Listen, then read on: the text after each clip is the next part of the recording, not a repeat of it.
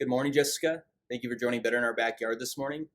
Back in October, Talon announced that they're going to be building their battery minerals processing facility in western North Dakota. And from my understanding, Talon was looking at up to 18 different locations across multiple states.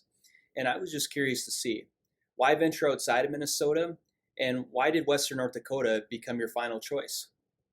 Well, ultimately, the reason we started looking at places outside of Minnesota was due to community feedback that we were receiving in a lot of our engagement meetings.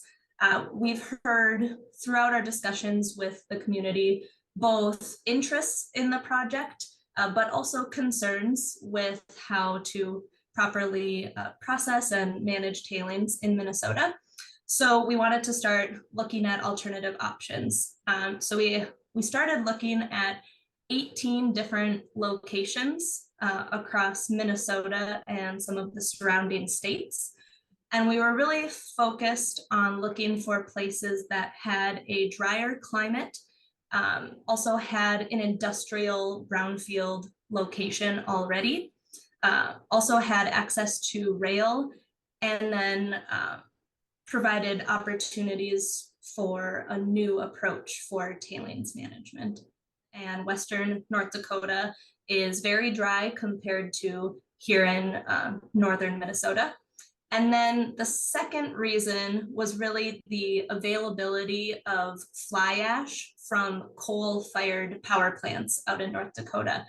And why this is important is because fly ash, when mixed with our tailings, the leftover rock material from our mining, mixing these two materials actually prevents acid generation. The fly ash is a neutralizer. You can think of it like when you take Tums when you have heartburn, neutralizes the acid in your stomach. Same thing with the fly ash.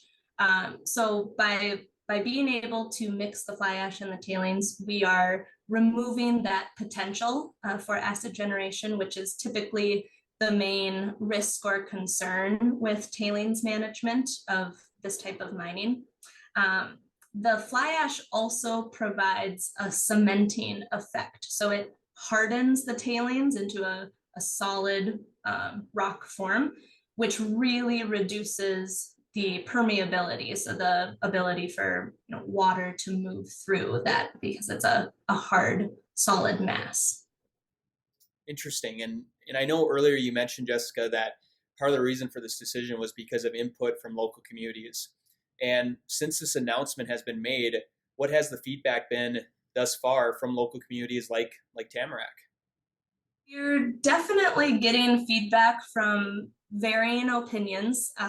There's still a lot of people who are interested in having all of the process be here in Minnesota. But at the same time, like I mentioned, we were hearing people with concerns about these processes happening here in Minnesota. So ultimately, we're hopeful that the community sees that we really are trying to listen to all people's interests and concerns in the project and really incorporate those early on as we're continuing to shape our plans. And we're still very much in the shaping process. We have a lot of work to still do even before starting the environmental review process.